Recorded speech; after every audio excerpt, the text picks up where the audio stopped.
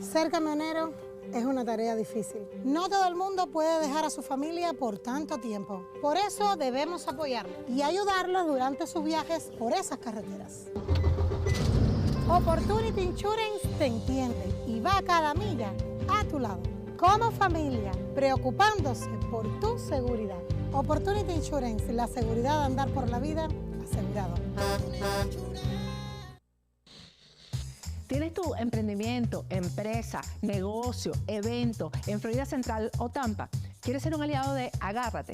Bueno, por el 50% de nuestra tarifa publicitaria puedes llegarle a toda nuestra espléndida audiencia. Aprovecha esta oferta que solamente es para Florida Central y para Tampa y va a durar muy poquito tiempo. Si te interesa esta oferta, escríbenos por el correo electrónico que está en pantalla, que nuestro equipo te va a responder con todos los detalles, o también ahí tienes un número de teléfono en pantalla para que te comuniques con nosotros. Te espero aquí en Agárrate. Regresamos con Agárrate y yo quiero recomendarte, si tú quieres hacer una cita con el mejor estilista del sur de la Florida, que es Caloyero Tramonte, hazla a través de su página web, que es turred.com, o a través de su aplicación. Siempre recomiendo la aplicación, que también es Turred, porque a través de la aplicación puedes hacerle seguimiento a todos los tratamientos que te hagas con Caloyero. Haz la cita con anticipación y una vez que la tengas, trata de ser puntual.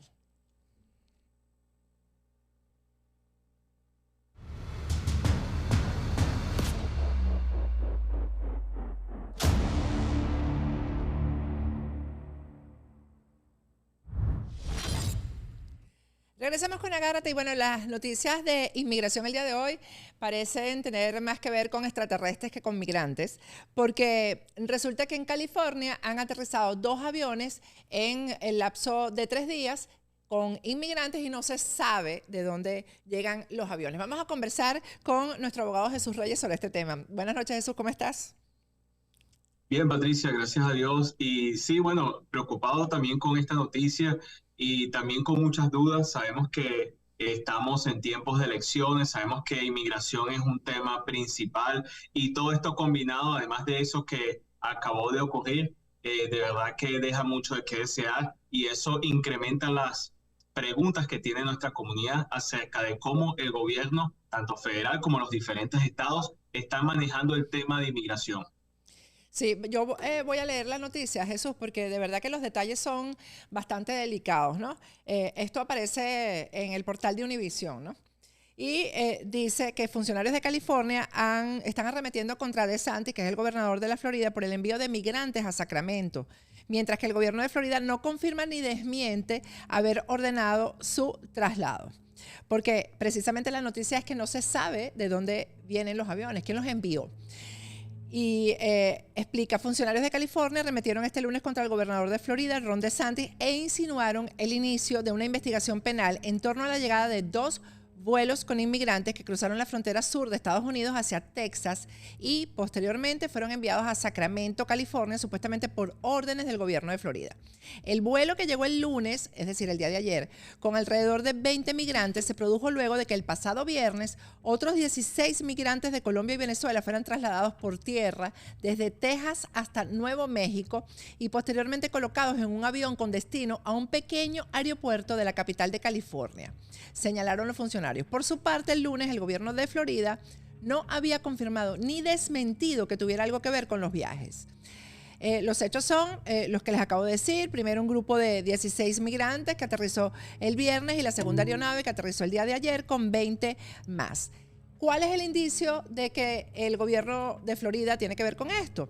Que el traslado del grupo que llegó el lunes, es decir, ayer, parece haber sido organizado por Vertol System, una empresa de aviación con sede en Florida que el gobierno del estado contrató para ayudar a transportar a migrantes. Eso lo dijo Tara Gallegos, portavoz del fiscal general de California, Rob Bonta. En el primer vuelo iban 16 extranjeros, 4 mujeres y 12 hombres, quienes antes habían sido llevados en autobús desde Texas hacia Nuevo México, donde tomaron el avión que los condujo a Sacramento. Sobre el vuelo de este lunes, Gallegos aclaró que desconocía las nacionalidades de los tripulantes del segundo vuelo o cuál era su destino final dentro de Estados Unidos. Llegaron a California y fueron abordados en un centro, les llegaron en un centro de atención en El Paso, Texas.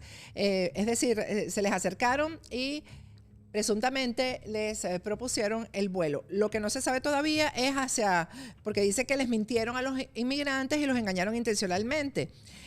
Porque los extranjeros no tenían ni idea de dónde estaban tras ser abandonados en Sacramento. Es decir, nunca les dijeron que los iban a montar en el avión para dejarlos en Sacramento. Bueno, Jesús, ya esto ya qué significa, ¿no? Porque también están jugando con seres humanos de una manera, o sea, trasladándolos como que si fueran pollos, gallinas, cerdos, que los pueden tirar en cualquier lado y en cualquier lado van a estar bien, ¿no? Que es algo sumamente controversial, pero ahora hay que ver también la legalidad de esto, o sea, si esto es algo legal o qué. Y sabemos casi sin duda que fue el estado de la Florida. Sabemos que de hecho hay un presupuesto ya aprobado para el estado de la Florida de millones de dólares para poder relocalizar a inmigrantes indocumentados fuera del estado, y también sabemos que esto es algo que ya ha pasado, como muchos se acuerdan, esto pasó hace un par de meses con inmigrantes venezolanos que fueron enviados a Massachusetts en este caso. Entonces, ¿en qué se puede basar el gobierno de la Florida hacer algo así? Porque a primera vista esto se ve algo ilegal. Y sabemos que todos los estados, o prácticamente todos los estados, tienen leyes que penalizan este tipo de actividades siempre y cuando a la persona se le haya traído a la fuerza o con engaño, y esa es la clave, a la fuerza o con engaño a alguno de los estados de la Unión Americana. Ahora, lo que está alegando y ha alegado en otras previas ocasiones, por lo menos el estado de la Florida y el gobernador DeSantis, que estas personas no se les obligó a ir a estos lugares, que no fueron obligadas, que lo hicieron voluntariamente y que ellos lo facilitaron. Entonces, lo que me parece curioso de esto es que si hay algún tipo de, digamos, penalidad criminal en estos casos, se va a entornar en eso. Si estos inmigrantes fueron llevados en contra de su voluntad, en este caso a California, o es que los inmigrantes querían ir y el gobierno, en este caso de la Florida, decidió de facilitar esta transportación. Sea como sea, es algo que es sumamente controversial. Sabemos, y que esto lo ha expresado ya el gobernador de la Florida, que su intención es de relocalizar a inmigrantes indocumentados a ciudades santuarios. Y sabemos que California es un estado que es bien flexible en cuanto a las leyes de inmigración, pero todo esto pasa en medio de una controversia política y en un tiempo electoral. Cuando se habla de engaño, porque tampoco hay una versión por parte de los inmigrantes, o sea, no hay ningún inmigrante que diga, no, a mí me dijeron esto. La verdad es que la información es muy abstracta, ¿no? Pero hay el fiscal del estado dice que tienen citas en juzgados en ciudades en todo el país y que ninguno de ellos, es decir, los inmigrantes, tenían citas en diferentes juzgados y ninguno tenía la intención de terminar en California, porque si sus citas son en otros estados, ¿cómo se van a mudar de esa manera? Eso le trae un problema con las autoridades de inmigración, ¿no? Dice que los solicitantes, todos son solicitantes de asilo, pueden cambiar la ubicación en sus comparecencias ante la corte, pero muchos se niegan a intentarlo y prefieren apegarse a una fecha fija, que es lo lógico. Si ya tienes una fecha, cambiarla para que incluso eso venga dentro de 2 o 3 años más, eso es un problema.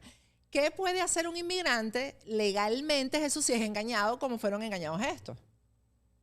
Claro, y esa es la clave. Si fueron engañados y ese fue el caso, o sea, que hubo algún tipo de o amenazas o engaños, entonces pueden demandar al gobierno. Un inmigrante que haya pasado, claro, esto no es que le va a dar un estatus migratorio, pero esto es algo ilegal. Lo más importante, además de que las personas sepan de que si hubo engaño, que eso no es correcto, es que es importante que si sus casos están en otra ciudad, ya ellos tienen que pensar si ellos van a regresar a esa otra ciudad o van a querer mudar sus casos o transferirlos al estado de California. Sabemos, como bien dijiste, Patricia, que estos cambios van a alterar lo que son las fechas.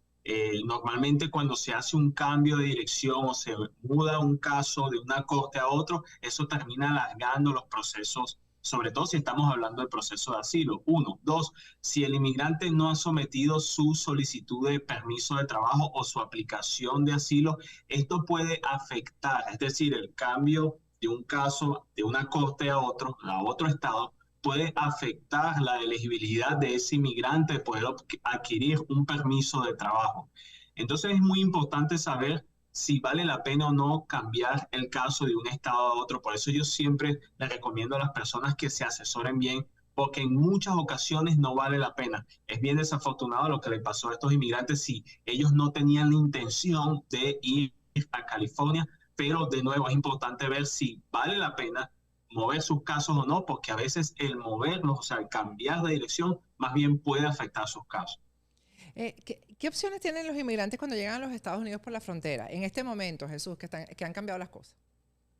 Sí, sabemos que la frontera se ha puesto bien estricta, sabemos sobre el título 8, sabemos todas las restricciones que hay.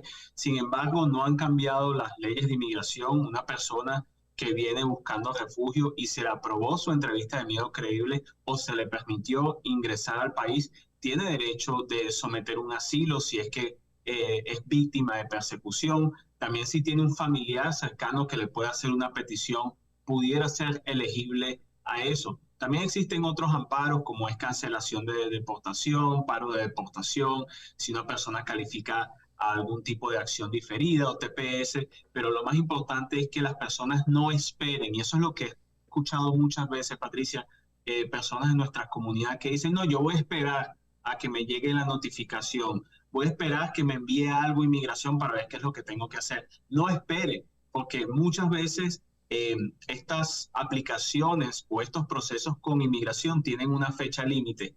Inmigración no va a estar enviando muchas veces notificaciones a tiempo. De hecho, hasta se extravían en muchas ocasiones. Entonces, es sumamente importante que las personas estén bien enteradas de sus casos, que estén bien asesoradas, que aunque no hayan recibido una notificación, sepan que está a manos de ellos de poder comenzar un caso y no esperar del gobierno que vayan a comenzar un caso para ellos. Si un inmigrante de estos que tiene esa situación tan complicada, porque se considera que ha sido ilegal el ingreso a los Estados Unidos, se casa con un residente o con un ciudadano estadounidense, ¿qué posibilidades tiene, Jesús? Tiene varias opciones. De hecho, eso es una manera que muchas personas han podido regularizar su estatus. Sin embargo, es importante saber que en la gran mayoría de los casos, cuando una persona viene por la frontera, para que esa persona pueda tener una residencia, y digo, no todos los casos, pero en la gran mayoría, va a requerir un proceso consular. Es decir, que aunque la persona, el inmigrante, pueda comenzar su caso dentro del territorio americano, va a llegar un momento donde esa persona va a tener que aplicar a una visa inmigrante. Y muchas veces, antes de aplicar esa visa inmigrante, va a tener que someter un perdón que requiere tarifas de migración, una aplicación y posteriormente presentarse delante de oficiales consulares para tener una entrevista para ver si le van a otorgar la visa inmigrante o no. Entonces, eso es algo que las familias, sobre todo familias mixtas, es decir, donde hay ciudadanos americanos, personas que no tienen estatus, tienen que considerar si vale la pena continuar el caso de asilo, que sabemos que si se gana, la persona no tiene que salir para ningún lado, todo el proceso se hace en los Estados Unidos, o mejor salir del país, intentar obtener esta visa inmigrante. Eso depende del caso. Sabemos que hay casos que no son muy fuertes de asilo. Para esos casos quizás sea recomendable tomar esa decisión de hacer esa cita consular, de ese proceso consular, aunque tenga sus riesgos, pero es preferible más que obtener una orden de deportación aquí en los Estados Unidos. En sí depende de cada caso. Bueno, eso en caso del matrimonio, ahí no borra la ilegalidad de haber entrado por la frontera, ¿no? Sino que hay que hacer bastante, el proceso es también aparatoso si te metiste por la frontera ilegalmente.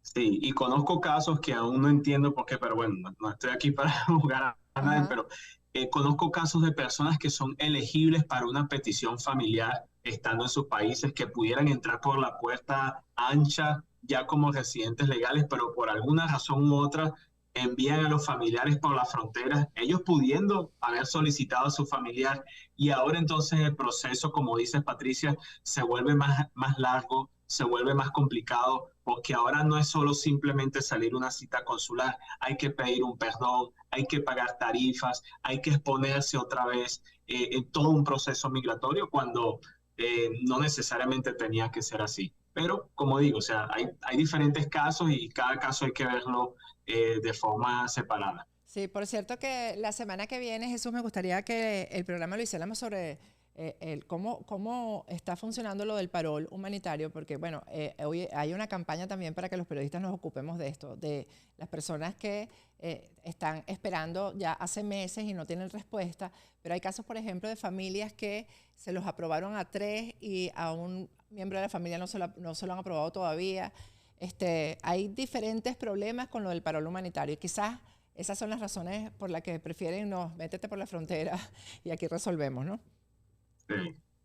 Sí, no, necesitamos que haya más aclaración y por lo menos lo que he notado es que sí, estos procesos antes se agilizaban mucho más rápido, a las personas les llegaban las aprobaciones mucho más rápido y después de hace unos meses atrás como que, no estoy diciendo que haya parado, pero se ha vuelto mucho más lento, algo que duraba un par de semanas, ahora está durando más tiempo y como bien dices, personas dentro del mismo núcleo familiar han obtenido negaciones. Ahora, una pregunta que siempre me hacen sobre eso, Patricia, es sobre si una persona puede traer un menor de edad con el parol humanitario. Sí se puede, pero solo trayendo también a un padre o representante legal de ese menor. Eso es importante saber porque han habido familias que han sometido aplicaciones, pero los padres no están en el país de origen con sus hijos y entonces ahí es donde vienen los problemas.